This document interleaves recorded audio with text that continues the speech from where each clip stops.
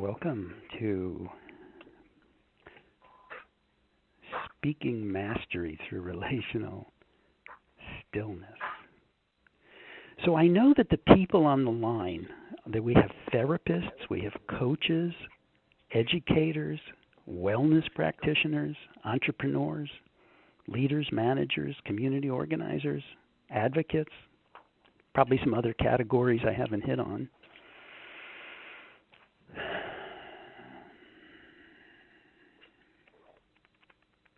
And as we get into the stillness, and I'll talk more soon about what I mean by stillness and why relational stillness is the place where masterful communication shows up, whether in groups and one-on-one.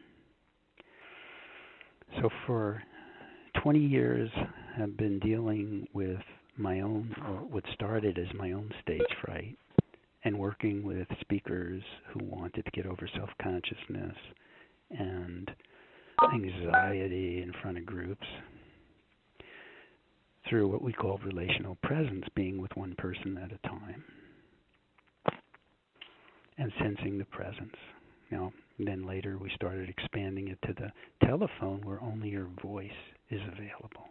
We can be present with a voice as if we're speaking from underground connection, rather than across the line, out there trying to reach you head to head. No, I'm connected through the earth. In the recent months, discovering that the power of relational presence was fueled by something more foundational, which we called relational stillness. That there's a place of stillness that we can have with our audiences, one person at a time, as if connecting through however you see humanity connecting in your own cosmology, in your own spiritual way of looking at things.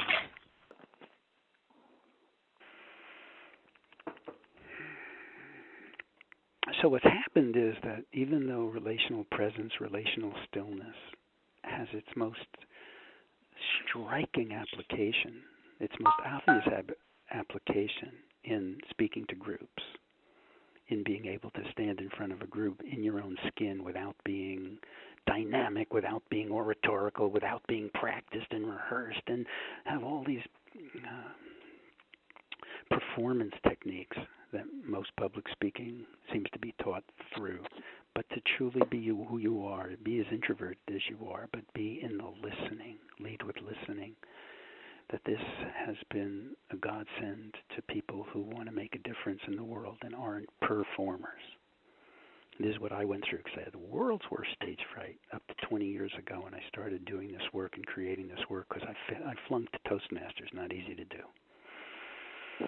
I had to find a more holistic way in that was more relational and not performance.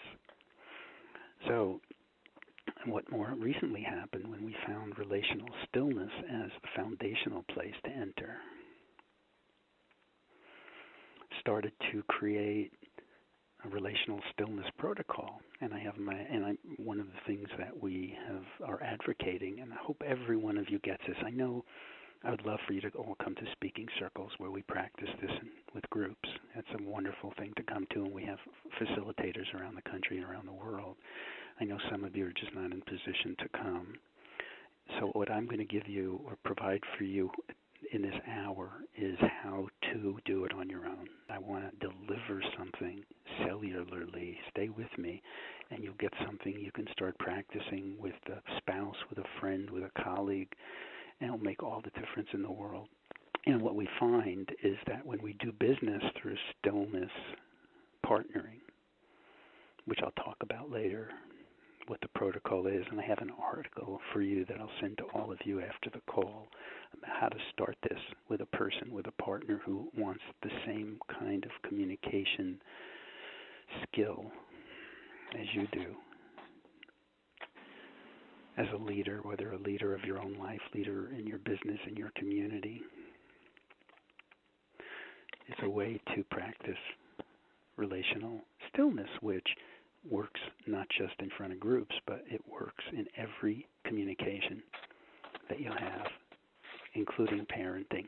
And we have a psychologist we're working with who is bringing it to families and children, because children, what we always needed, we wouldn't even be on this call if we had gotten the pure relational stillness from our parents. That really was what was needed as children, somebody to just be with us. And this is about slowing down to get more done, slowing down to get more done. I'm a speedy guy, and I want to talk a little about stillness, because I know that many of you have a stillness practice, whether it's meditation, mindfulness, nature, yoga, martial art, other kinds of stillness practice that you do every day. So people with a stillness practice see this when they do this relational stillness as a co-meditation, open eye, sometimes open mouth meditation. It's an exact extension of any stillness practice you have.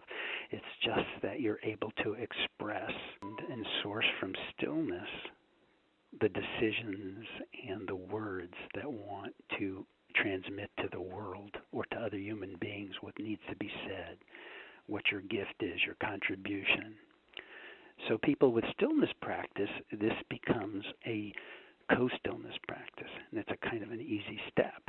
But I know that a lot of you, like me, have not been able to sustain a stillness practice. I like to say that I haven't been able to sustain a meditation practice no matter how hard I don't try. And I know people who do have meditation and that kind of practice, they kind of often say, oh, they wish it was stronger. They don't follow it for a while, then they come back. It's really a challenge to follow for many. A stillness practice is to sustain it.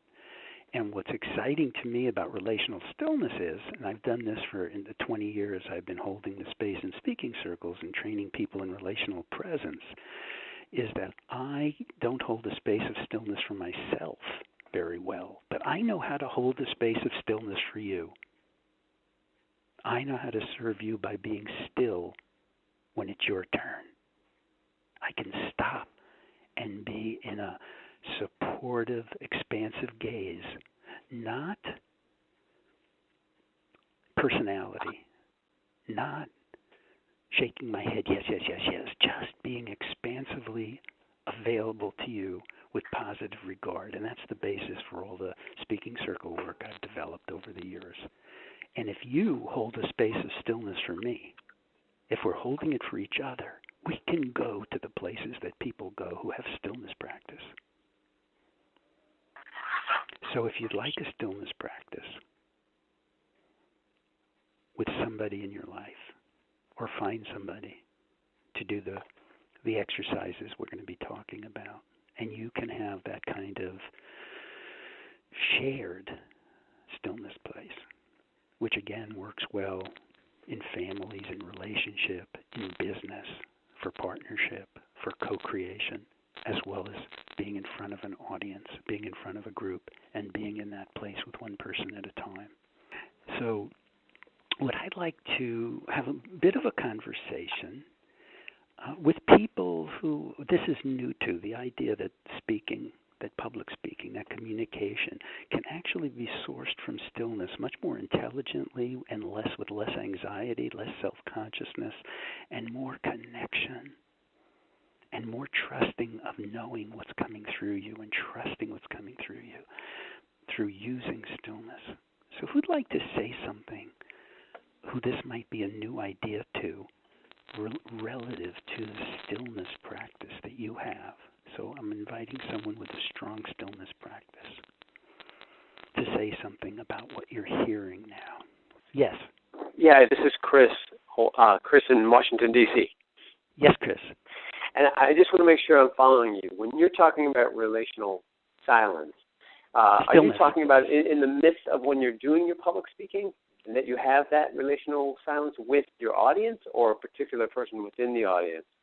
I have a strong meditation practice on my own that I use to prepare myself each day. So I just want to make sure I follow you what you're at. Thank you, Chris.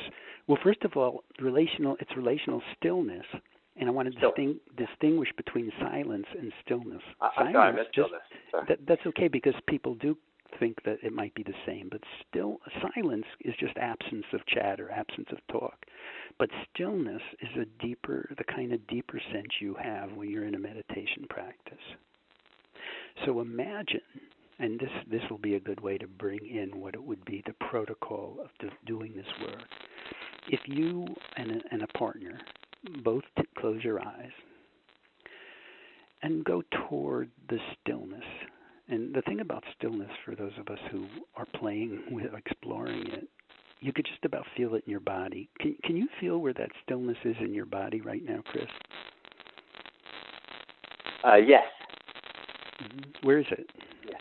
When I'm in that stillness, there's an ease in my solar plexus. When there's no stillness, it's tense and tight. Great. So imagine sitting across from a person, your knees almost touching, and you're both going with your eyes closed, breathing down and sensing the stillness in your solar plexus. Across from each other, you're both doing whatever it is that you do to move into stillness. And take a few more breaths with them. And then gently open your eyes and continue to sense the stillness together. With your eyes just gazing, not staring, but just softly allowing the other person to share the space.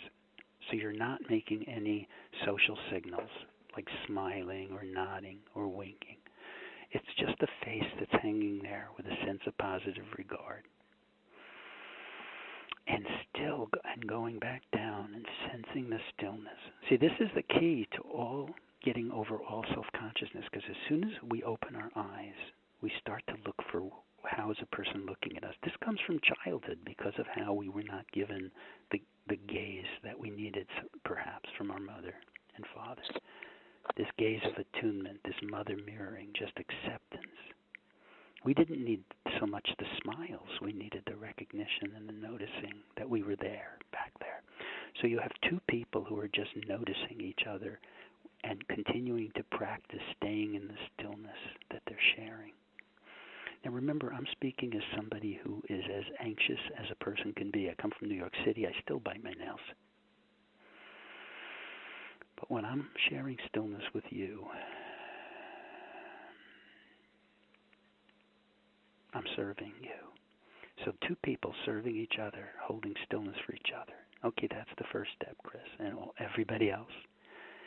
Then, if you do that for a minute in silence, you may have to keep trying, keep doing it until you both come to a place of ease and pleasure.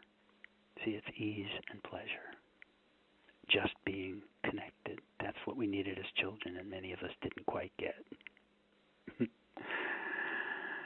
Then you take a minute, each separately, where you might speak from this place.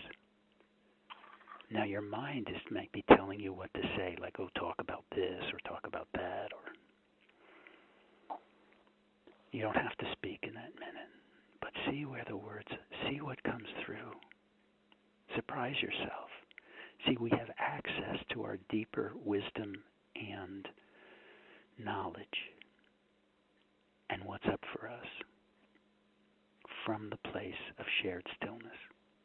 So this is communication within stillness. Now in that minute, you might make sounds, like I tend to maybe start with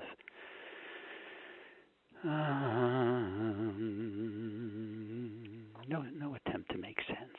Please don't try to make sense. Making sense gets in our way.